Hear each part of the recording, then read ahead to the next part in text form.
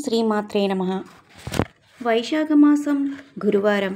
ఈ కథను విన్నా వినిపించిన కోటి జన్మల పుణ్యఫలం మరియు సిరి సంపదలు ప్రాప్తిస్తాయి. మరి ఆ కథ ఏమిటో మనం ఇప్పుడు ఈ వీడియోలో తెలుసుకుందాం.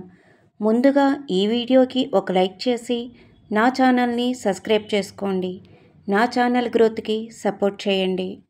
ఒకానొక పల్లెలో ఒక బ్రాహ్మణ బాలిక మట్టితో లక్ష్మీదేవి బొమ్మను చేసుకుని భక్తి ప్రపత్తులతో చూసుకుంటూ ఉండేది. సవతి తల్లి తన బిడ్డను ఆడించేందుకు ఆ పిల్లకు అప్పగించి చిన్న బెల్లం ముక్కని కూడా ఇచ్చేది. ఆ పిల్ల ఆ బెల్లాన్ని లక్ష్మీ బొమ్మకు నైవేద్యం ఉంచేది. కొన్నాళ్ళకు ఆ పిల్ల పెద్దదై పెళ్ళై అత్తవారింటికి వెళ్ళిపోయింది. తనతో బాటే లక్ష్మీదేవి బొమ్మను కూడా తీసుకువెళ్ళిపోయింది. అంతటితో ఆమె పుట్టింటి వైభవమే తరలిపోయింది. అత్తింట్లో నిత్య కళ్యాణం, పుట్టింట్లో నిత్య దరిద్రం దాపరించాయి. ఆ విషయం తెలుసుకున్న ఆ పిల్ల వెంటనే తమ్ముణ్ణి రప్పించి ఒక చేతికర్రను దొలిపించి దాని నిండా వరహాలు పోసి అతనికిచ్చింది. అతను ఇంటికి వెళుతూ దారిలో కాలకృత్యాల నిమిత్తం ఆగి కర్రనొకచోట చేరవేశాడు. అంతలో ఆ దారిన పోయే వాళ్ళెవరో ఆ కర్రను తీసుకుని పోయారు. తిరిగి వచ్చిన తమ్ముడు కర్ర కోసం వెతుక్కొని కనబడక చేసేది లేక ఇంటికి వెళ్ళిపోయాడు. కొన్నాళ్ల తర్వాత అప్పగారు తమ్ముణ్ణి పిలిపించి ఇంటి పరిస్థితిని అడగ్గా అతను ఎప్పటిలాగే దరిద్రంగానే ఉంది అని చెప్పాడు. ఈసారి ఆమె ఒక చెప్పుల జోడు నిండా వరహాలు పోసి పైన గుడ్డని కప్పి నాన్నగారికి ఇయ్యి అని చెప్పింది. దారిలో దాహం వేసి చెప్పుల జతను గట్టున పెట్టి చెరువులోకి దిగాడా కుర్రవాడు. అంతలోనే దారిన పోయే వాళ్ళెవరో ఆ చెప్పుల జతను అపహరించేశారు. మరలి వచ్చిన కుర్రవాడు చెప్పుల జత కోసం వెతుక్కొని లభించనందువలన ఎవరికీ ఏమీ చెప్పుకోలేక ఇంటి దారి పట్టాడు.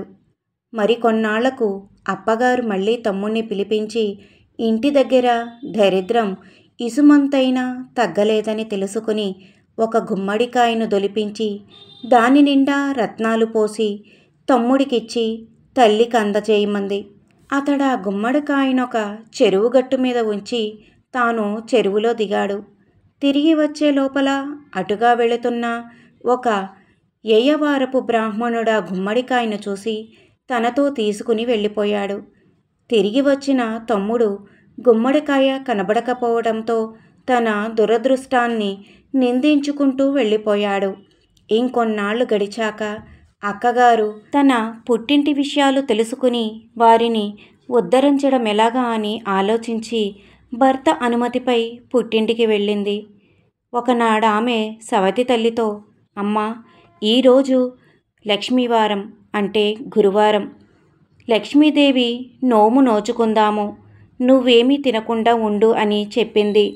తల్లి సరేనని చెప్పి చంటి పిల్లలకి చెద్దన్నాలు పెడుతూ తాను కూడా ఒక ముద్ద గతికింది. తీరా కూతురు వచ్చి నోముకు పిలిచేసరికి పొరబాటున తాను చద్దీ తిన్న సంగతి చెప్పింది. అందుకు కూతురు చింతించి, పోనీలే వచ్చే వారం చేసుకుందాము, ఆ రోజైనా జాగ్రత్తగా ఉండు అని చెప్పింది. ఆ రెండవ లక్ష్మీవారం నాడు పిల్లలకు తలంట్లు పోస్తూ పోస్తూ ఆ తల్లి గిన్నె మొట్టున మిగిలిన నూనె నూడ్చి తలకు రాసుకుంది.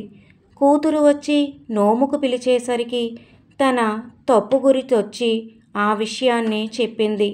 సరేలే, 3వ వారం నోచుకుందావు గాని అప్పుడైనా నిష్టగా ఉండు అని హెచ్చరించింది కూతురు.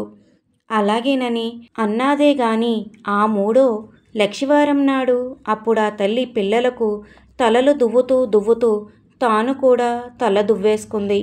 కూతురుకు బాధ వేసింది.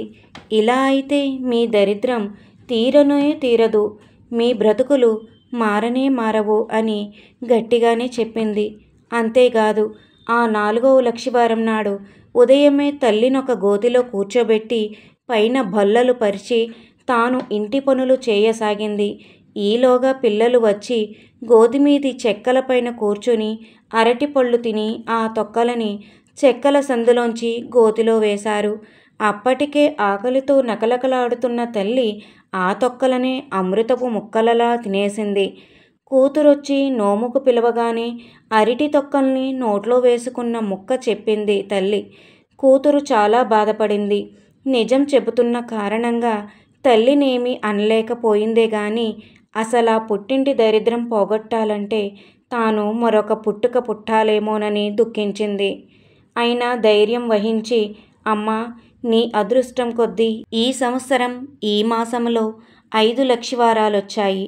చివరి లక్ష్మీవారమైన శ్రద్ధ వహించి నోము నోచుకుంటే బాగుపడతారు, లేకుంటే నేనేమీ చెయ్యలేను అని చెప్పేసింది.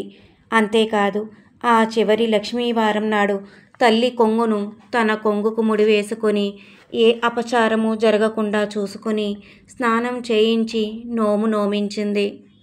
కూతురు పూర్ణపు కుడుములు నివేదించగానే మహాలక్ష్మి వాటిని స్వీకరించింది.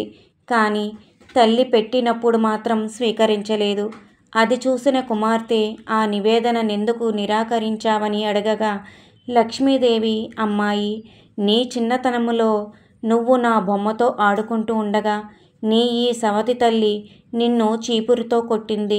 అందుచేతనే ఈవిడ గారి నైవేద్యం నేను తీసుకోవటం లేదు అని చెప్పింది. అప్పుడు ఆ కూతురు లక్ష్మికి క్షమాపణ చెప్పి తల్లి చేత కూడా క్షమాపణ చెప్పించగా లక్ష్మీదేవి ప్రసన్నురాలై నైవేద్యాన్ని స్వీకరించింది. వచ్చే సంవత్సరమైన ఈ మాసంలో లక్ష్మీవారాల నోమును విధి విధానంగా చేయమని ఆదేశించింది కూతురు. ఆ తల్లి చేత అలాగే చేయించగా ఆ ఇంటి దరిద్రం తొలగి ఎనలేని భోగభాగ్యాలు కలిగాయి. ఈ కథ మీకు నచ్చినట్లయితే నా ఛానల్ని లైక్ చేసి, సబ్స్క్రైబ్ చేసి, షేర్ చేయండి. మరిన్ని కథల కోసం నా ఛానల్ గంట సింబల్ని క్లిక్ చేయండి. మరిన్ని కొత్త విషయాలు తెలుసుకోవాలనుకుంటే నా కామెంట్ సెక్షన్లో కామెంట్ చేయండి.